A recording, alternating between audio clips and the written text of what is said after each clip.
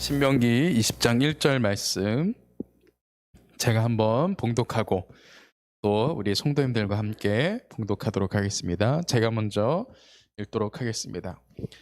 내가 나가서 적군과 싸우려 할 때에 말과 병거와 백성이 너보다 많음을 볼지라도 그를 두려워하지 말라. 애굽 땅에서 너를 인도하여 내신 내 하나님 여호와께서 너와 함께 하시느니라. 아멘. 우리 한번 다 같이 또 읽도록 하겠습니다. 내가 나가서 적군과 싸우려 할 때 말과 병거와 백성이 너보다 많음을 볼지라도 그들을 두려워하지 말라. 애굽 땅에서 너를 인도하여 내신 내 하나님 여호와께서 너와 함께 하시느니라. 아멘. 우리 한번 제목 함께 읽겠습니다. 시작.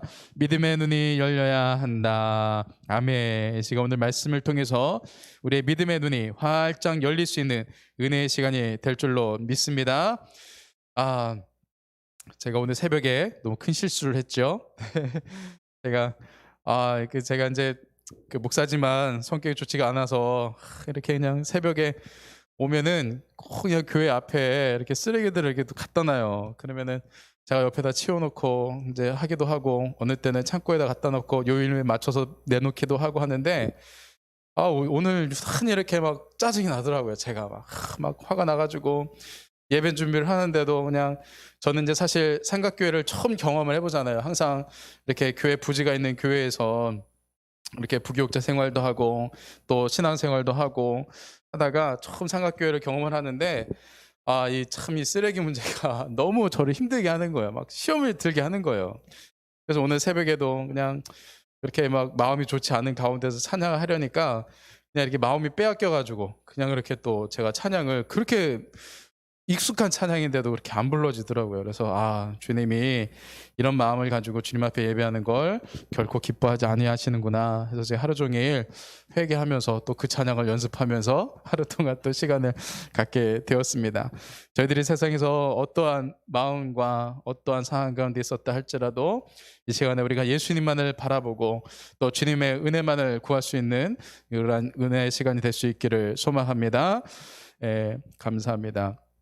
오늘 신명기 20장은 이제 모세가 백성들에게 이제 굉장히 중요한 또 이야기를 해주고 있습니다. 무엇인가 하니, 이스라엘 백성들이 이제 가나안 땅에 들어가면 무엇을 해야만 합니까? 그 땅을 정복하기 위해서 전쟁을 해야 하겠죠. 그래서 그 전쟁을 치르는 데 있어서 전쟁 전에 반드시 치러야 될 의식 두 가지를 이야기를 해주는 거예요. 너희들이 이제 가나안 땅에 들어가서 전쟁을 할 텐데 반드시 전쟁에 나가기 전에 이 두 가지를 하도록 하여라 라고 이제 얘기를 해주는 겁니다.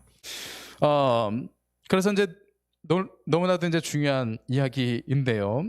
여기에 이제 우리의 믿음의 눈이 열려야 되는, 그런 믿음의 눈을 열라고 하는 그런 하나님의 그런 권면의 말씀, 하나님의 그 부르심의 말씀이 이 신명기 20장에 있는 말씀에 나오게 됩니다. 먼저 이제 전쟁에 나가기 전에 첫 번째로 하는 의식은 뭐냐면, 제사장들이 나와서 축복을 선언을 해준다라는 거예요. 전쟁에 나아가는 백성들에게 이제 축복의 말씀들을 해주게 됩니다. 말씀해 보면, 너희가 싸울 곳에 가까이 가면 제사장들은 백성에게 나아가서 구하여 그들에게 말하여 이기를, 이스라엘아 들으라, 너희가 오늘 너희의 대적과 싸우려고 나왔으니 마음에 겁내지 말며 두려워하지 말며 떨지 말며 그들로 말미암아 놀라지 말라. 아멘이시죠? 먼저 두려워하지 말라라고 선포를 하는 거예요. 백성들아 두려워하지 말아라. 그런데 여기서 두려워하지 말아라 라고 말하는 이 히브리어 원어가 또 이 성경학자들이 하는 얘기가 있습니다. 무슨 이야기냐면, 성경에는 두려워하지 말라라고 하는 그런 표현이 굉장히 많이 나오죠. 그런데 이제 우리도 같은 뜻이지만 이제 다른 표현을 쓰는 것처럼, 사실은 여기서도 두려워하지 말라라고 똑같은 그런 표현으로 이렇게 해석을 했지만, 사실은 이 히브리어 원어적으로 다른 표현들이 있다라는 거예요. 그런데 이 신명기 20장 1절에서 이 3절까지 두려워하지 말라라고 하는 이 단어는 이 성경 전체를 통틀어서 단 8번밖에 나오질 않는다라는 거예요. 이것은 어떠한 차원의 표현이냐면 단순히 그냥 전쟁에 나가는 사람에게 야 두려워하지 마, 하나님이 함께 하실 거야 하는 어떤 단순히 위로의 말씀이나 자신감을 주기 위한 차원의 말씀이 아니라는 거예요. 이건 하나의 보증의 말씀이라는 거예요. 반드시 하나님께서 도우시니까 이건 팩트야. 하나님 우리를 도우신다는 거 우리에게 보증하셨어. 그러니까 절대 두려워하지 마, 걱정하지 마 라는 그런 표현이 이 히브리어 원어 두려워하지 마라는 이 표현에 들어가져 있다라는 것입니다. 이 표현이 성경 통틀어서 단 8번밖에 나오지 않는데 이제 가나안 땅에 들어가서 전쟁을 치룰 백성들에게 이 제사장들을 통해서 선포하시는 하나님의 말씀이라는 거예요. 두려워하지 말아라. 내가 반드시 이기게 할 것이다. 너희들을 위로하는 차원이 아니라, 너희들에게 사기를 북돋워주기 위한 차원이 아니라 내가 너희들에게 보증한다 라는 그러한 놀라운 말씀이라는 것입니다. 이렇게 두려워하지 말라라는 그런 확신의 말씀해 주시는 그 근거가 무엇에 있었습니까? 오늘 20장 전 이제 본문의 말씀들을 보면은 출애굽 사건을 이야기하고 있다라는 것입니다. 이 출애굽 사건이 보통 사건입니까? 얼마나 이 사건이 대단했는지 세대를 거듭할수록 이 중동 지역에 또 가나안 땅을 정복하러 가는 그 지역에 있었던 사람들이 이스라엘 백성들에 대해서는 별로 보잘것없게 생각해도 이 출애굽 사건만은 굉장히 크게 생각을 했다라는 거예요. 그래서 이미 이스라엘 백성들이 온다라는 이야기를 들을 때 이 출애굽 사건을 떠오르면서 굉장히 두려워했던 사건이, 이 어마어마한 사건이 출애굽 사건이었다라는 것입니다. 하나님께서 10가지의 놀라운 재앙을 일으키셔서 그들에겐 재앙이었지만, 애굽 사람들에게는 재앙이었지만, 이스라엘 백성들에게, 우리들에게 있어서 그것은 무엇입니까? 하나님의 놀라운 기적이고 은혜였죠. 그러한 놀라운 그런 기적들을 일으키셔서 하나님께서 그 출애굽을 시키셨다라는 것입니다. 그런 하나님, 놀라운 기적을 일으키셔서 이 이스라엘 백성들을 출애굽시키신 하나님이 아니시냐. 그렇게 하나님께서 난리법석을 치셔서 놀라운 기적들을 일으키셔서 전 세대도 없었고 다음 세대도 없었던 놀라운 기적들을 통해서 우리를 출애굽시키셨는데 하나님이 우리를 망하라고 출애굽시키셨겠느냐. 하나님 우리가 잘 되라고, 승리하게 하라고 우리를 출애굽시키신 게 아니냐. 과거에 하나님이 그러신 걸 보니 우리가 이 땅을 정복하는 것은, 하나님이 도우시는 것은 명확한 일이다, 팩트다. 그러니 두려워하지 말아라. 하나님이 반드시 승리하게 하실 것이다. 하나님이 반드시 잘 되게 하실 것이다. 그러니 두려워하지 말고 믿음을 가지라 라는 믿음의 선포를 이 제사장이 이 전쟁에 나가는 백성들에게 먼저 선포를 했다라는 것입니다. 참 얼마나 그 말씀을 들을 때마다 이 백성들의 마음 가운데 이 믿음이 솟아났겠습니까? 이미 나가기 전에 이긴 싸움이죠. 그들의 믿음으로 이긴 싸움이죠. 그런데 이제 거기서 이제 기억해야 될 것은 그래서 2가지였다라는 것이죠. 먼저는 하나님은 도울 준비가 이미 다 되신 거예요. 그런데도 진다면 2가지의 의미가 있는 거예요. 첫 번째는 이스라엘 백성들이 그럼에도 불구하고 하나님 믿지 못하는 불신앙적인 요소. 또 2번째는 하나님은 정말 도와주고 싶으시고 그렇게 준비가 되셨는데 우리가 하나님과의 관계 속에서 죄라는 문제가 해결되지 않았을 때, 그때 이제 패배가 오는 것이죠. 그래서 이스라엘 백성들이 그런 믿음의 확신을 갖기 위해서 이 2가지가 준비가 되어져야 됐다는 것입니다. 명확한 믿음, 그리고 또 그 죄에 대한 회개, 이것이 필요했다는 것입니다. 그래서 이 제사장이 이렇게 전쟁에 나가는 백성들 앞에서 이런 선포를 함을 통해서 이스라엘 백성들이 그들의 믿음과 삶을 되돌아보고 점검하고 이제 믿음을 가지고 나가서 싸워서 승리를 하게 되는 것이었습니다. 이것이 이제 첫 번째 전쟁에 나가기 전에 하나님께서 하라고 하신 일이었습니다. 굉장히 중요한 일이었죠.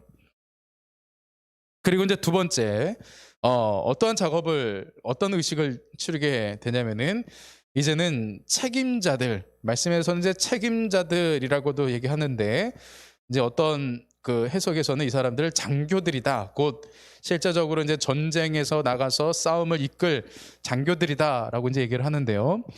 이런 책임자들이 제사장이 축복이 끝난 다음에는 나와서 선별 작업을 했어요.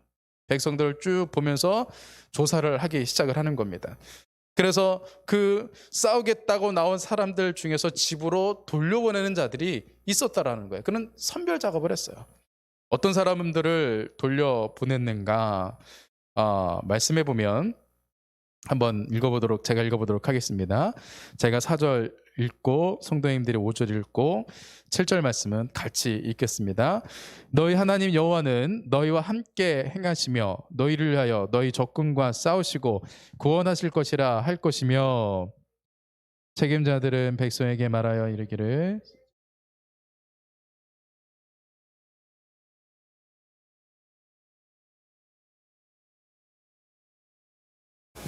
포도원을 만들고 그 과실을 먹지 못하는 자가 있느냐? 그는 집으로 돌아갈지니 전사하면 타인이 그 과실을 먹을까 하노라.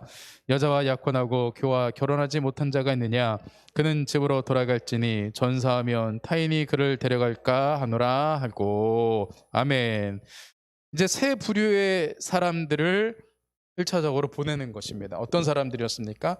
새 집을 건축 중에 있는 자들, 또 포도원의 소출을 기다리는 자들, 그리고 약혼을 통해서 이제 결혼을 준비하고 있는 자들. 이제 이스라엘 사람들의 이 약혼과 우리가 생각하는 문화의 약혼은 좀 차이가 있어요. 우리는 약혼하면 단순히 결혼을 약속한 정도로만 생각을 하지만 이스라엘 백성들은 약혼 자체가 결혼이에요. 그래서 이제 이스라엘 백성들은 결혼을 사실은 이제 2번을 하는 것이죠, 결혼식을. 그래서 이제 신혼이라고 생각해도 우리가 무방하죠. 그래서 새 집을 건축 중인 자, 포도원 소출을 기다리는 자, 신혼 부부들의 그 신혼은 집으로 돌려보내는 거예요. 지금 한 사람이라도 아쉬울 판에 전쟁에 나가는, 그런데 왜 하나님께서는 이러한 자들을 선별해서 보내게 하셨을까요? 참 놀라운 하나님의 그런 세심한 배려와 은혜가, 메시지가 여기 들어가져 있어요. 이제 2가지의 메시지가 들어가져 있는데요. 첫 번째는 무엇이냐면 하나님께서 이 이스라엘 백성들, 가나안 땅에 들어가는 이스라엘 백성들, 또 이제 물론 오늘날 우리에게도 우리들을 향한 하나님의 이제 그런 마음이기도 한데요. 가나안 땅에 들어가는 이 이스라엘 백성들을 향한 하나님의 최종적인 가치 때문이라는 거예요. 하나님께서 출애굽시키셔서 이스라엘 백성들을 가나안 땅으로 들어가게 하시는 최종적인 가치가 무엇입니까? 단순히 땅을 정복하는 것이 아니라 이스라엘 백성들이 행복하기를 원하셨다라는 거예요. 하나님의 최종적인 가치는 행복이에요. 하나님이 정말 우리를 부르시고 신앙생활하게 하시고 하나님의 은혜 가운데 있게 하시고 사명을 주시고 사명 감당하게 하시고 예수님 믿고 하는 모든 최종적인 가치는 하나님께서는 우리로 하여금 하나님과 함께 행복하기를 원하신다라는 거예요. 예전에는 그냥 젊은 마음에 뭐 행복 이런 거 생각해 보지 않았는데, 말씀을 읽으면 읽을수록 하나님께서 우리에게 주시고 싶어 하시는 이 행복의 가치를 깨달으니까 많은 부분들이, 우리들의 삶 가운데 되어진 많은 부분들이 해석이 되어지는 거예요. 하나님의 진심이 느껴지는 거예요. 새 집을 짓고 안식을 누리는 행복, 그렇죠? 열심히 농사하여 소출을 얻는 행복, 또 신혼의 그 행복, 이런 모든 행복들은 우리가 이제 물론 일상 속에서도 행복을 느끼지만 어떤 좀 일상을 뛰어넘는 특별한 행복이지 않습니까? 하나님께서는 이스라엘 백성들이 가나안 땅을 정복해서 정말로 이스라엘 백성들이, 하나님의 자녀들이 행복하기를 원하시는데, 그런데 이런 위와 같은 특별한 행복들을 지켜주지 못한다면, 이러한 정말 특별한 행복들이 지켜지지 못한다면 전쟁의 그 취지, 이스라엘 백성들이 가나안 땅에 들어와서 정복 전쟁을 하는 그 전쟁의 취지가 무색해진다는 것이죠. 그래서 하나님께서는 그만큼 이스라엘 백성들이, 또 오늘날 우리가 이렇게 행복하기를 원하신다라는 그런 암묵적인 메시지를 던져주고 계신다라는 거예요. 내가 너희들을 전쟁하게 하는 이유가 너희들을 괴롭히게 하고 너희를 힘들게 하고 땅을 정복하게 하려고 하는 게 아니야. 너희를 정말 행복하게 하기 위한 거야. 나의 바람이 그것이야 라는 그런 말씀이, 메시지가 들어가져 있다는 것입니다. 그러므로 정말로 불행한 것은 무엇입니까? 가난한 것이 불행이 아니죠. 병든 것이 불행이 아니죠. 물론 인간적인 괴로움은 있지만 정말로 불행한 것은 이렇게 좋으신 하나님을 떠나 있는 것이 불행이라는 것입니다. 정말 이것을 세상 사람들이 깨달아야 될 텐데요. 그리고 두 번째로, 하나님께서 이러한 사람들을 선별해서 보내신 두 번째 의미는 뭐냐면, 전쟁 중에 전사한 이들이 저주받은 자로 오해받지 않게 하시기 위해서다라는 거예요. 이거 좀 약간 어려운데요. 무엇이냐면, 이 말씀을 좀 보면 우리가 이해할 수 있습니다. 나중에 이제 신명기 28장에 가면 불신앙적인, 불순종하는 자들에 대해서 하나님께서 저주하시는데, 그 저주의 내용들 중에 일부에 이런 것들이 들어가져 있습니다. 내가 여자와 약혼을 하였으나 다른 사람이 그 여자와 같이 동침할 것이요, 집을 건축하였으나 거기에 거주하지 못할 것이요, 포도원을 심었으나 내가 그 열매를 따지 못할 것이며. 불순종을 통해서 저주받는 자들의 이 내용이 그대로 이 지금 군인들을 선별해서 보내는 기준과 또 흡사한 똑같은 부분이 여기에 들어가져 있다는 거예요. 지금 이스라엘 백성들이 가나안 땅에 들어가 거기를 정복하고 하는 이 전쟁은 어떤 싸움입니까? 성전, 거룩한 싸움이라는 거예요. 그래서 이 싸움에서 살아나는 것도 영광이고 큰 은혜이지만, 이 거룩한 전쟁을 치르다가 전사하는 것도 사실은 하나님 앞에 영광이고 사람들에게도 정말 추앙받아야 될 마땅한 일이라는 거예요. 그런데 집을 짓던 자들이, 포도원 소출을 기다리던 자들이, 신혼인 있던 자들이 이 거룩한 전쟁에 가서 싸우다가 죽어버렸어요. 그러면은 어떻게 됩니까? 저 사람은 저주받았어, 이렇게 돼버린다라는 거예요. 그런 것이 아님에도 불구하고 이렇게 사람들이 오해할 것으로 생각되어져서 하나님께서 세심한 배려를 하신 것이죠. 이런 자들은 그래서 싸움에 나가지 말고 집으로 돌아가라. 하나님의 이런 세심한 배려와 또 우리들 향한 정말 그런 하나님의 진심이 서려져 있는 이 선별 작업이 이 책임자들을 통해서 먼저 이루어졌습니다. 이런 기준에 의해서 이제 선별된 자들이 있었고, 그리고 이제 또 다른 기준으로 선별된 자들이 있었어요. 이런 사람들은 또 전쟁에 나가지 못하고 집으로 돌려 보내줬는데요. 8절 말씀에 보면, 책임자들은 또 백성에게 말하여 이르기를 두려워서 마음이 허약한 자가 있느냐, 그는 집으로 돌아갈지니 그의 형제들의 마음도 그의 마음과 같이 낙심될까 하노라. 또 다른 사람들을 돌려보내는 사람들 중에서는 이 두려워하는 사람들을 돌려보냈다는 거예요. 이 두려움은 이 성경에서 보면 믿음의 차원으로 해석이 되어집니다.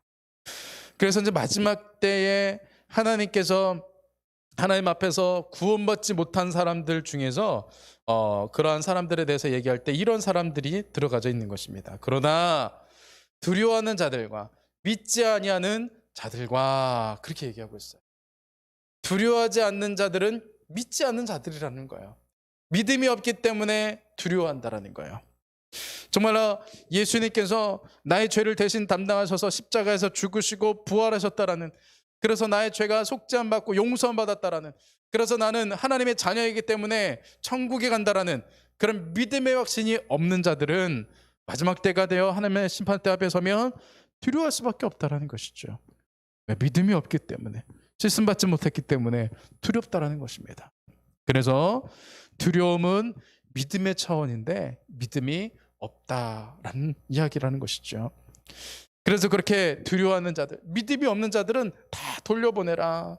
왜 그런 거 아니? 이런 두려워하는 자들 때문에 오히려 전체 군인들이 사기가 저하가 되고 또 그들의 믿음이 흔들릴까 두려우니 그들은 돌려보내라 라고 말씀을 하셨다라는 것입니다.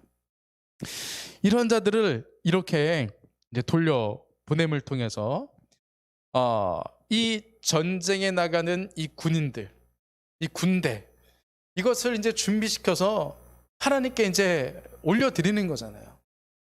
이 군인들을 만들어서 하나님 앞에 올려드릴 때, 그렇기 때문에 이 책임자들의 사명은 무엇이냐면 가장 큰 군대를 만드는 게 아니에요. 가장 좋은 군대를 만들어 하나님 앞에 올려드리는 거예요.